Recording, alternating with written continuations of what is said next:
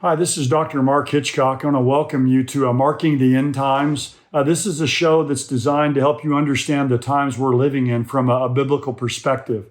And on today's show, what I want to talk about is a couple of rivers in the world, major rivers that are drying up, that are mentioned in Scripture and have biblical significance, incredible biblical significance for the end times. I'm also going to be answering some subscriber questions. I'm answering a question about the rebuilding of the temple, the third Jewish temple, kind of a follow-up question to what we talked about last week about angels, and also a really good question about globalism and globalists that someone has asked. So let's get right into today's program. What I want to talk about, as I mentioned, is the drying up of a couple of rivers in the Middle East that I believe is a major sign of the end times. And these two rivers are the Nile and the Euphrates rivers. The Nile River is the longest river on earth. It's over 4,000 miles long. It flows, one of the rivers that flows from south to north. You know, most rivers flow the other way. But the Nile River, we often just think of the Nile, being in Egypt, but it actually carves a path through not only Egypt, but 10 other nations in Africa. There's actually two parts to the Nile that are formed in different places, and they come together to form what we know as the Nile River. There's what's called the White Nile that begins at Lake Victoria in Tanzania, and then there's what's called the Blue Nile that starts in Ethiopia. And these two converge around Khartoum in Sudan, and then run as one river north up into Egypt. But what's happening over in Egypt right now is the Nile River is drying up. I mean, it's dropped way down in its water level. And what's causing this is Ethiopia, where the Blue Nile has its headwaters, or where it begins, embarked on a plan back in 2011 to try to harness the power of the Blue Nile. And they constructed the largest dam in Africa. And of course, this was done to generate hydroelectric power. The Chinese helped in building this, and it's called the Grand Ethiopian Renaissance Dam. And Ethiopia has initiated a plan to fill this reservoir behind the dam by 2025. But obviously, that's cut off a lot of this water coming from the Blue Nile that converges with the White Nile to form the Nile River that goes through Egypt. And many are concerned that this at some point could trigger a war between Egypt and Ethiopia, because obviously the Nile River running through Egypt always has been the lifeline of that nation. Now, the reason this is significant is the Nile River is mentioned in Bible prophecy in Isaiah chapter 19. Just a little bit about Isaiah 19 and 20. In Isaiah 19 and 20, we have prophecies there about Israel, about Egypt's future judgment, but also future blessings that will take place upon Egypt in the coming time of the millennial reign and the kingdom of Jesus Christ. But in Isaiah 19, again, you can look these chapters up on your own and read them if you'd like. Isaiah 19, Isaiah 20. Isaiah 19 is what we might call a long-term prophecy. It's a prophecy that looks into the distant future to the end of days. Isaiah 20 is what we might call a near-term prophecy. It has prophecies there about Egypt and Assyria that were fulfilled back in the 8th century BC.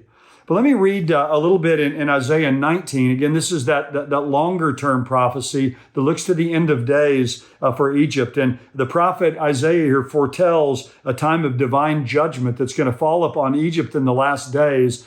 But this is in connection with the Nile River. Here's a few verses here in Isaiah 19. This is the second verse. And I will set the Egyptians against the Egyptians, and they shall fight every one against his brother, and every one against his neighbor, and city against city. So that's in Isaiah 19:2. And then it goes on in verses 4-6 and says this, and the Egyptians will I give over to the hand of a cruel Lord, and a fierce king shall rule over them. Now, some have tried to find here a reference to maybe some king of Assyria in the past. But again, this is a future prophecy if you read the whole context of Isaiah 19. So I think this fierce king who will rule over them is the future final Antichrist who's going to be ruling the world in the end times. And it says, and the waters shall fail from the sea, and the river shall be wasted and dried up. When you're talking about Egypt and you mentioned the river, that's obviously a mention or a reference to the Nile River.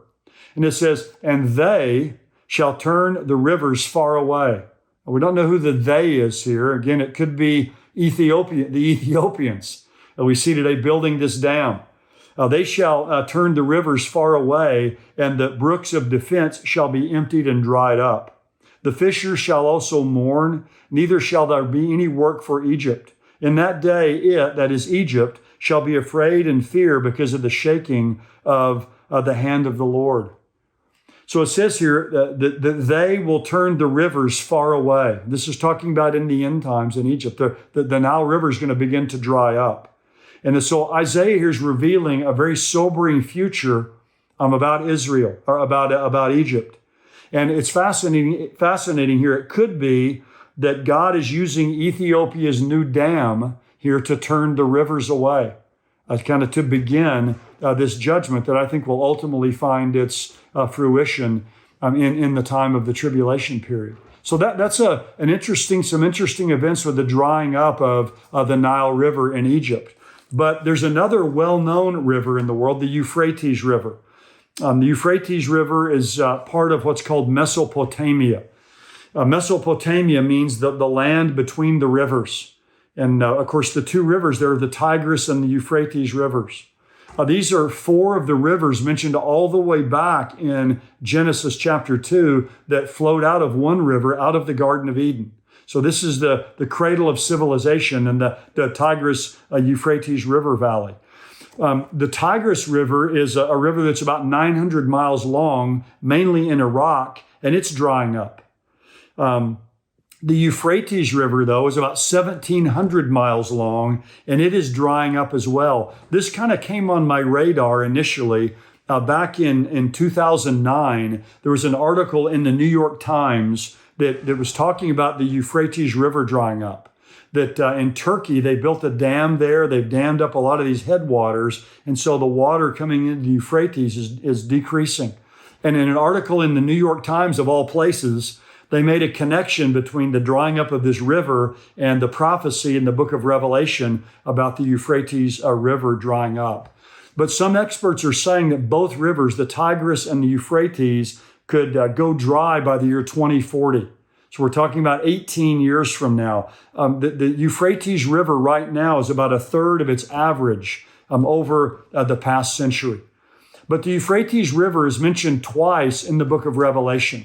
It's mentioned in Revelation chapter 9, where you remember there are four angels who are bound there by the river Euphrates. It says they're bound for the year and the month and the day that they're released, and they're part of the sixth trumpet judgment that will ultimately destroy and kill a third of the people on the earth. But the second place where the river Euphrates is mentioned in the book of Revelation is over in Revelation chapter 16 with the sixth bowl judgment. And it says in Revelation 16, verse 12, the sixth angel poured out his bowl upon the great river, the Euphrates, and its water was dried up, that the way might be prepared for the kings from the east. It goes on here to describe and mentions Armageddon, the only time the word Armageddon is used in the Bible. So the drying up of the Euphrates prepares the way for these kings from the east, which obviously means whoever these kings of the east are, they must come from east of the Euphrates River. They'll pour into the land for the Battle of Armageddon. It's called the War of the Great Day of God, the Almighty. In fact, what's happening in the Euphrates today is so significant. One article I read said that people today are not referring it as the Euphrates River, but the Euphrates Creek. So that's how significant this is. And so we have really a lot of rivers in the world are drying up, even in our country, in America, the Colorado River. But we have these two significant rivers mentioned in Bible prophecy, the Nile River in Isaiah 19, the Euphrates River mentioned twice in the book of Revelation, that are both drying up, which are prophesied in Scripture. So when we look at what's happening, this is just, I think, another sign to us that the world may be getting closer to the time of the end and to the rapture of the church. And who would think that events like drought And nations like Ethiopia and Egypt, setting up dams and blocking water, that these things could be significant events that play into what the Bible predicts for the end of the age. Well, thanks for watching today. Right now, we're going to go into the subscriber-only portion of the program, where I'll be answering again some really great questions about the temple, about angels, about globalism. If you'd like access to these subscriber questions that we answer, you can go to endtimes.com to sign up. It's only $7 a month, and you're going to get access not only to this show, but hundreds of articles by Jimmy Evans and by Greg Laurie. So I encourage you to become a subscriber. And for those of you who've already subscribed, let's dive into these questions now.